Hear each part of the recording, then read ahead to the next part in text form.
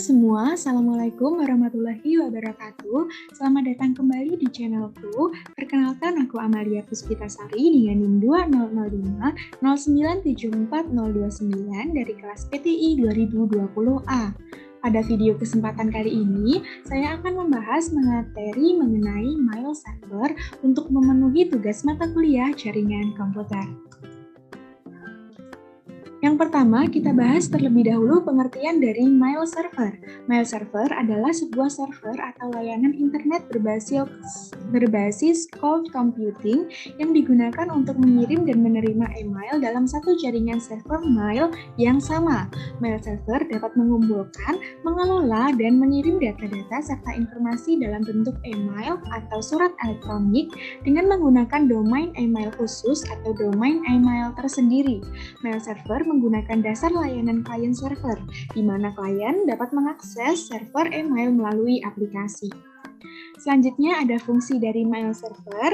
Mail server berfungsi sebagai pengatur atau penerima dan penyalur respon atas email yang masuk. Tak hanya itu, fungsi utama dari program ini adalah sebagai aplikasi yang digunakan untuk menginstal email.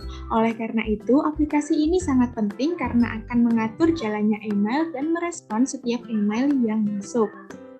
Selanjutnya, kita singgung sedikit terkait web server mail. Web server mail adalah sarana yang memungkinkan user dapat mengakses email melalui web. Dalam kata lain, web mail server adalah interface, dengan kata lain, sebuah email yang berada di dalam web, sehingga jika membuka email tersebut, kita harus membuka web terlebih dahulu dengan koneksi internet, dan ini berbasis web. Selanjutnya, kita bahas terkait protokol mail. Ada 3 protokol utama dalam mengirimkan email melalui mail server, yaitu protokol SMTP atau Simple Mail Transfer Protocol, kemudian POP3 atau Post Office Protocol v3, dan IMAP. SMTP lebih banyak digunakan untuk menampung data serta mengirimkan email ke alamat email lain yang ingin dituju. Protokol POP3 dan protokol IMAP lebih banyak digunakan untuk memudahkan user dalam membaca dan mengakses email secara remote. Berikutnya ada komponen dari mail server. Ada 3 komponen dari mail server. Yang pertama adalah MUA atau Mail User Agent. Dia memiliki beberapa program utama terkait dengan proses membaca dan membuat email. Jadi, MUA bertugas sebagai program untuk membaca email, menerima, serta perintah-perintah untuk membuat dan mengirimkan pesan. Selanjutnya ada MTA, yaitu Mail Transfer Agent, salah satu komponen mail server yang bertugas untuk mengurus bagian program pengiriman email. MTA akan melakukan fungsi-fungsi yang harus dilakukannya, antara lain adalah menerima dan memproses pesan-pesan email yang masuk melalui berbagai macam jaringan, menentukan alamat tujuan sebagai bahan pertimbangan bagaimana cara mengirimkan sebuah pesan email tersebut, serta menggunakan daftar distribusi untuk mengirimkan salinan pesan. Yang terakhir ada MDA atau Mail Delivery Agent yang merupakan bagian program dari mail server yang bertugas sebagai agen pengirim pesan email. MDA memiliki 2 komponen utama, yaitu sebuah database yang berisi saluran atau jaringan untuk mengirimkan pesan, serta yang kedua adalah Delivery Agent untuk bertugas mengirimkan pesan email sesuai dengan jaringan yang dipilih. Berikut adalah cara kerja dari web mail server. Bagaimana cara pengiriman dan penerimaan email? Tentunya kita bertanya-tanya. Nah, di sini cara kerja email ini bervariasi tergantung dari program dan aplikasinya. Proses pengiriman email melalui TCP or IP dapat dianalogikan sebagai berikut. Dia melakukan sender terlebih dahulu kepada user agent, kemudian waiting list email, masuk ke dalam waiting list email, selanjutnya terkirim ke MTA, dan berikutnya ke user mailbox, user agent, dan yang terakhir adalah receiver untuk melihat dan jika ingin membalas nantinya. Cara kerja mail server secara sederhana dapat dijelaskan sebagai berikut. Pada awalnya, email-email yang telah dikirimkan oleh sender, maka akan dikumpulkan dan disimpan menjadi satu file dalam database mail server. Pengelompokan ini berdasarkan atas tujuan email. Dalam sebuah email yang dikirimkan, tentu telah terdapat informasi tentang tujuan menerima email dan asal email sender tersebut, serta informasi tanggal dan waktu pengiriman email. Ketika receiver email membaca email dari pengirim email, Itu artinya penerima email tersebut telah mengakses mail server dan membaca pesan atau file yang tersimpan dalam database mail server yang ditampilkan melalui aplikasi dan browser oleh user tersebut. Materi terakhir kita adalah jenis-jenis dari mail server. Di sini ada 3 jenis dari mail server, antara lain adalah SendMail, adalah sistem mail server yang paling standar dan banyak digunakan pada sistem operasi Linux atau Unix. Yang kedua adalah Postfix, merupakan mail server yang dibuat berdasarkan hasil pengembangan dari server SendMail. Bedanya, Postfix dapat dijalankan pada sistem operasi Linux maupun Unix, serta Mac OS X atau Mac OS 10. Postfix ini diharapkan dapat menggantikan server dari SendMail.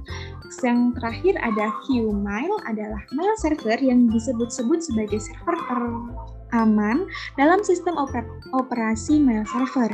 Hal ini dikarenakan Qmail belum memiliki sedikit pencelah di mana yang dapat mengganggu maupun merusak kinerja mail server tersebut. Qmail telah banyak digunakan oleh penyedia email besar seperti Hotmail dan Yahoo. Selanjutnya, saya akan melakukan konfigurasi mail server dengan software Cisco Packet Tracer agar kita bisa lebih memahami dan mengetahui cara kerja dari mail server. Berikut videonya.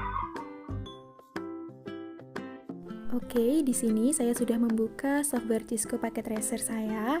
Kemudian untuk topologinya ini sama persis dengan praktikum FTP server sebelumnya. Nah, untuk praktikum mail server ini kita tinggal menambahkan satu buah server lagi yang diberi nama mail server.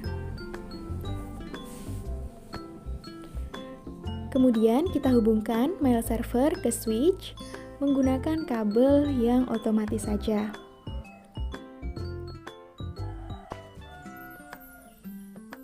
Sembari menunggu kabelnya hijau semua, kita bisa isi alamat IP terlebih dahulu dari mail server di bagian IP configuration. IP address-nya yaitu 43.43.43.4. Untuk subnet masknya /24 255.255.255.0 dan default gateway-nya ini yang terhubung dengan router yaitu 43.43.43.3. Dan untuk DNS servernya kita isi IP DNS server 33.33.33.1. Nah, jika sudah, selanjutnya kita buka DNS server. Kita cek terlebih dahulu apakah default gateway dan DNS sudah cocok. Ternyata sudah benar. Kita pergi ke arah service dan pilih DNS. Kita tambahkan FTP terlebih dahulu karena pada praktikum sebelumnya belum ditambahkan, yaitu FTP jarcom.com. Kita masukkan IP address-nya yaitu 43.43.43.2. Kita add. Oke, sudah berhasil. Kemudian tambahkan mailku.com ini untuk mail server. Addressnya 43.43.43.4. Kita add. Sudah berhasil ditambahkan keduanya. Namun di sini kita akan menggunakan yang mailku.com karena ini merupakan praktikum mail server. Kita beralih di sini untuk membuka PC 1.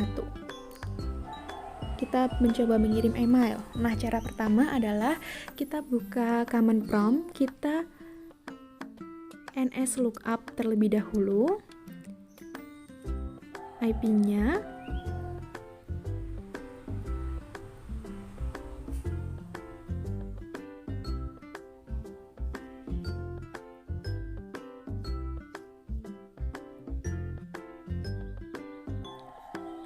Oke, ternyata masih error. Kita coba cek terlebih dahulu apakah dia sudah terhubung dengan DNS server, yaitu kita ping DNS servernya. IP-nya adalah IP-nya IP DNS yaitu 33.33.33.1. Oke, ternyata sudah terhubung dengan DNS-nya. Apa yang salah? Oh, ternyata NS lookup-nya di sini seharusnya ini salah, tidak menggunakan IP melainkan menggunakan namanya, yaitu mailku.com.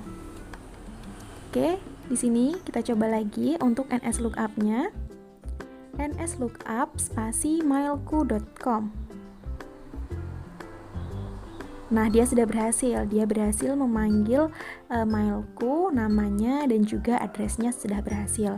Kemudian pada bagian laptop juga sama, kita cek di command prompt. Kita cek terlebih dahulu. Kita ping mail servernya apakah sudah terhubung. Ping spasi IP dari mail server. Nah, ternyata ini gagal karena masih pertama. Kita ulangi lagi. Ping spasi 43.43.43.4. Oke, sudah berhasil di pemanggilan kedua. Nah, kita NS lookup kan, NS lookup spasi mailku.com, dia juga sudah berhasil. Nah, untuk mengirim email, kita buat terlebih dahulu emailnya pada mail server. Di service kita klik email, kita isikan untuk domain name-nya yaitu mailku.com. Kita harus memiliki dua user, yaitu user 1, passwordnya sama user 1, nanti untuk saling berkirim email. Kemudian user 2, passwordnya adalah user 2. Oke, kita sudah memiliki dua user pemilik email. Untuk PC 1 ini adalah user dari email yang pertama, pemilik email pertama. Diisikan emailnya user 1@mailku.com, untuk incomingnya mailku.com, outgoingnya mailku.com. Untuk username-nya adalah user 1 dan passwordnya diingat adalah user 1. Kemudian kita save. Nah, setelah seperti ini, kita beralih ke bagian laptop. Kita buat email juga di sini. Namanya adalah user 2, email address-nya user2@mailku.com. Incomingnya adalah mailku.com, outgoingnya mailku.com, untuk username-nya adalah user2, dan untuk passwordnya adalah user2. Kita save. Nah, sudah terhubung. Dua user ini sudah memiliki email. Kita coba kirim pesan untuk user 2 dengan subjeknya